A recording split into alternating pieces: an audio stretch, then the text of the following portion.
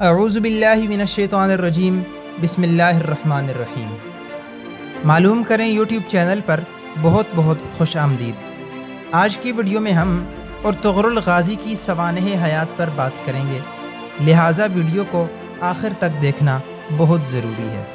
ناظرین، ارطغرل ترکی زبان کا لفظ ہے اور دو لفظوں اور ارطغرل سے مل کر بنا ہے، اور کے معنی سپاہی یا ہیرو کے ہیں، جبکہ طغرل کے معنی عقابی پرندے کے آتے ہیں جو مضبوط شکاری پرندے کے طور پر مشہور ہے۔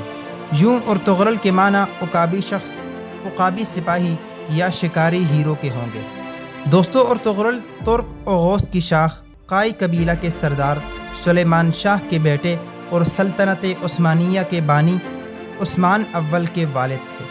ولادت کا زمانہ سن 1191 عیسوی کے آس پاس کا ہے، جبکہ سن وفات 1281 عیسوی بتائی جاتی ہے، اور مدفن اناطولیہ کے شہر سوغوت میں واقع ہے۔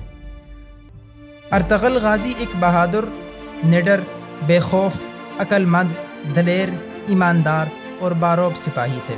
وہ ساری عمر سلجوقی سلطنت کے وفادار رہے۔ سلطان علاء الدین نے ارطغرل کی خدمات سے متاثر ہو کر ان کو سوغوت اور اس کے نواح میں واقع دوسرے شہر بطور جاگیر عطا کیے، اور ساتھ ہی سردار اعلیٰ کا عہدہ بھی دیا۔ اس کے بعد آس پاس کے تمام ترک قبائل ان کے ماتحت آ گئے۔ معتبر تاریخی حوالوں سے معلوم ہوتا ہے کہ ارطغرل کا تعلق ترک قبائل کی شاخ قائی قبیلہ سے تھا، اور ان کا خاندان بیگ یعنی سردار کہلاتا تھا۔ یہ قبیلہ عقیدتاً اہل سنت والجماعت سے منسلک اور مسلکاً حنفی تھا۔ تاریخ کی کتابوں میں ارطغرل کی زندگی کے احوال اور ان کی سرگرمیوں سے متعلق پختہ معلومات نہیں ملتی، البتہ ان کے بیٹے عثمان اول کے ڈھالے ہوئے سکوں سے تاریخی طور پر ان کے وجود کی تصدیق ہوتی ہے۔ ان سکوں میں عثمان اول نے اپنے والد کا نام ارطغرل ضرب کروایا تھا۔ تاہم مجموعی دستاویزات عثمانی کے مطابق ارطغرل ترکمانی شاہ سلیمان شاہ کا فرزند اور قائی قبیلہ کا سردار تھا، جو منگولوں کے حملوں کی وجہ سے مشرقی ایران سے بھاگ کر اناطولیہ چلا گیا۔ عثمانی روایات کے مطابق ارطغرل اپنے والد سلیمان شاہ کی وفات کے بعد اپنے رفقا کو لے کر سلاجقہ روم کے پاس گئے اور ان سے زمین کا مطالبہ کیا۔ چنانچہ انہوں نے سوغوت کی زمین ان کے حوالے کر دی، جو اس زمانے میں بازنطینی سلطنت کی سرحد پر واقع تھا، اور ارطغرل کو اس کا سردار بھی مقرر کیا گیا۔